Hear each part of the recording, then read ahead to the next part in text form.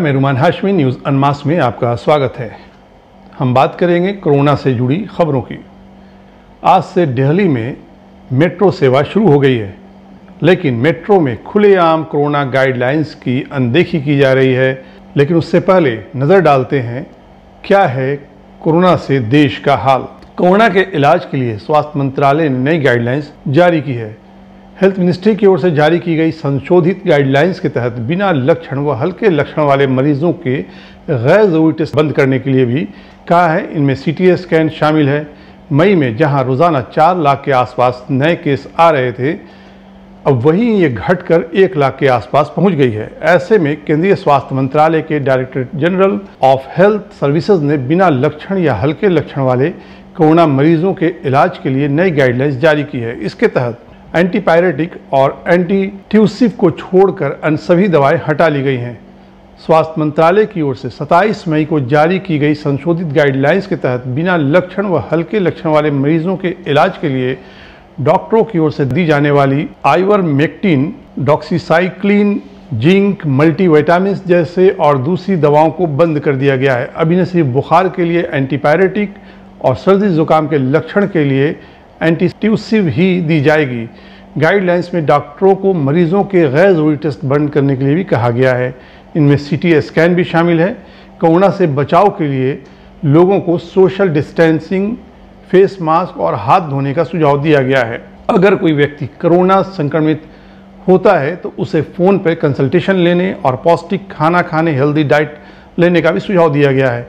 वहीं कोविड-19 महामारी की खौफनाक दूसरी लहर के चलते राष्ट्रीय राजधानी में 1 महीने तक कड़े प्रतिबंध लगाए गए थे और अब अनलॉक की प्रक्रिया को शुरू करते हुए दिल्ली मेट्रो को शुरू कर दिया गया है। हालांकि आज सोमवार को पहले ही दिन यात्रियों ने नियमों की जमकर अनदेखी की, उसकी धज्जियां उड़ाई। पूर्वी दिल्ली के निर्माण विहार मेट्रो स्टेशन से राजीव चौक ब्लू लाइन और राजीव चौक से INA मार्केट येलो लाइन तक मेट्रो की सवारी के दौरान स्टेशनों पर नियमित घोषणाएं की गई कि मेट्रो के अंदर यात्रियों को अभी भी खड़े रहने की अनुमति नहीं है। लेकिन बार बार कहने के बावजूद भी नियमों का पालन नहीं किया गया। कोविड के उचित व्यवहार पर दिल्ली आपदा प्रबंधन प्राधिकरण को दिशा निर्देश का पालन करते हुए दिल्ली मेट्रो रेल कारपोरेशन ने 50% बैठने की क्षमता के साथ अपनी सेवाएं शुरू की। सरकार ने शनिवार को घोषणा की थी कि मेट्रो के डिब्बों में किसी भी यात्री को खड़ा होने नहीं दिया जाएगा।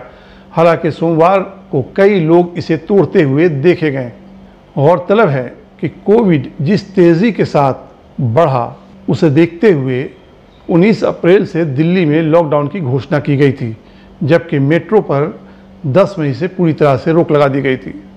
लॉकडाउन हो या कोविड, कर्फ्यू रोज़ कमाकर खाने वाले लोगों के लिए इसके मायने एक जैसे ही हैं। पिछली बार की तरह इस बार भी लाखों लोगों का रोज़गार ठप हो गया। इस बार लोगों को कोविड की मार अलग से झेलनी पड़ी, जिसमें जमा पूंजी पूरी तरह से ख़त्म हो गई। लेकिन पिछली बार के उलट इस बार सरकार ने किसी भी क्षेत्र में प्रभावित लोगों के लिए राहत पैकेज की घोषणा नहीं की। सरकार का तर्क है कि कोविड कर्फ्यू में आजीविका कमाने पर कोई रोक नहीं है। ये एक अजब तर्क है, क्योंकि सड़कों पर ठेला तक लगाने की इजाज़त नहीं है।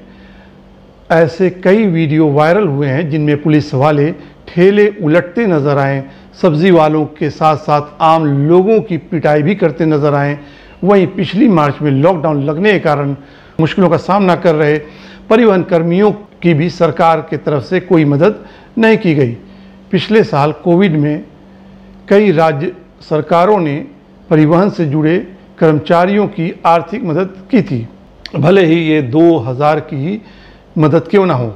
उत्तराखंड सरकार ने 2000 से मदद की थी। केंद्र सरकार ने एक ऐलान ज़रूर किया कि जिन लोगों की मौत कोविड से हुई है उनके बच्चों की पढ़ाई लिखाई का खर्च सरकार उठाएगी, लेकिन इसके लिए 18 साल की उम्र तय की गई है। लेकिन प्रधानमंत्री जी, सबसे ज़्यादा ज़रूरत पढ़ाई के लिए तो बचपन में होती है। बड़े होने पर तो कई छात्र अपने पढ़ाई का खर्च खुद ही उठा लेते हैं।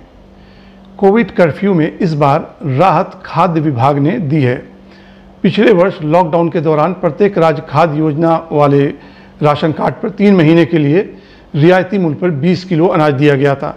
इस बार कोविड कर्फ्यू में भी प्रत्येक कार्ड धारक को 20-20 किलो अनाज प्रति महीने के लिए दिया गया। साथ ही इस साल 23 लाख राशन कार्ड धारकों को प्रति माह 2 किलो चीनी ज़्यादा देने का भी फैसला लिया गया। ये एक अच्छी पहल थी। लॉकडाउन में निर्माण कार्य रुक जाने पे पिछले साल के तरह इस साल भी सभी पंजीकृत श्रमिकों के खाते में 2-2 महीने तक 1-1 हज़ार राहत राशि के रूप में जमा किए। बाद में इस सुविधा को गैर पंजीकृत श्रमिकों के लिए भी खोल दिया गया। इस दौरान विभाग ने श्रमिकों को सूखा राशन भी बांटा, लेकिन इस साल ऐसी कोई सहायता प्रदान नहीं की गई। विभाग का तर्क है कि इस बार निर्माण कार्यों की छूट है, इस कारण मजदूरी का संकट उतना गहरा नहीं है। वैसे सेंट्रल विस्टा को छोड़कर कहीं निर्माण कार्य हमें तो नज़र नहीं आया। आपको अगर नज़र आता हो तो कमेंट बॉक्स में ज़रूर बताइएगा। पिछले साल लॉकडाउन ठीक पर्यटन सीजन शुरू होने के समय लगा था। इस कारण होटल सहित पर्यटन से जुड़ी गतिविधियां करीब 6 महीने तक पूरी तरह बंद रही। पर्यटन क्षेत्र में हज़ारों की संख्या में लोग काम करते हैं। लॉकडाउन में सरकार ने प्रत्येक कर्मचारियों को 1,000 रुपये की सहायता दी थी। इसके साथ ही राफ्टिंग से जुड़े कारोबारियों को शुल्क माफ़ किया और एक मुश्त 5,000 रुपये की सहायता दी गई। लेकिन इस बार इस तरह की कोई पहल अब तक नहीं हुई है। वहीं कोरोना की उत्पत्ति का पता लगाने के लिए WHO की टीम चीन के वुहान पहुंच गई। WHO की टीम वुहान के होटल से निकलकर फील्ड पर पहुंचकर जांच के काम को अंजाम दिया। गौरतलब है कि यह टीम जांच करने में जुटी है कि कोरोना वायरस कैसे फैला। शुरुआत में चीन अपने यहाँ पर जांच करने के लिए टीम को आने नहीं देना चाह रहा था, लेकिन वैश्विक दबाव के बाद उसे सहमति देनी पड़ी।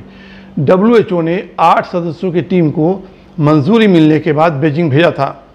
रिपोर्ट की माने तो महीनों तक शी जिनपिंग की सरकार ने जांच दल को आने से रोकने की तमाम कूटनीतिक हथकंडे अपनाए थे। WHO के महानिदेशक टेड्रोस अगनोम ने सार्वजनिक तौर पर चीन की इसके लिए आलोचना भी की थी। चीन के वुहान से फैले कोरोना वायरस से पूरी दुनिया परेशान है। सबसे ज़्यादा संक्रमण अमेरिका और भारत संक्रमण से परेशान है। कोरोना वायरस को लेकर अमेरिका शुरू से ही चीन को जिम्मेदार मानता हुआ आया है। कई बार खुले मंच पर अमेरिका के पूर्व राष्ट्रपति डोनाल्ड ट्रंप इस वायरस के लिए चीन को जिम्मेदार ठहरा चुके थे और अब जो बाइडेन ने भी कोरोना वायरस की जांच के लिए एक टीम गठित की है। उन्होंने ये पता लगाने को कहा है कि वो इस बात की जांच करें कि क्या कोविड-19 वुहान के लैब से फैला। साथ ही इस बात की भी जांच की जाए कि क्या कोरोना एक सिंथेटिक वायरस है, क्या इसे वुहान लैब में तैयार किया गया और गलती से ये लैब से बाहर आ गया। और तलब है कि अब कई देशों के वैज्ञानिक ये कहने लगे हैं कि कोरोना लैब में तैयार किया गया ये वायरस है। दुनिया में कोरोना से इस अब तक 35 लाख से ज़्यादा लोगों की मौत हो चुकी है। भारत में कोरोना से मरने वालों की संख्या 3,50,000 से ज़्यादा है। आज तक में बस इतना ही। मिलते हैं एक नई स्टोरी के साथ। तब तक के लिए दीजिए इजाज़त। नमस्कार।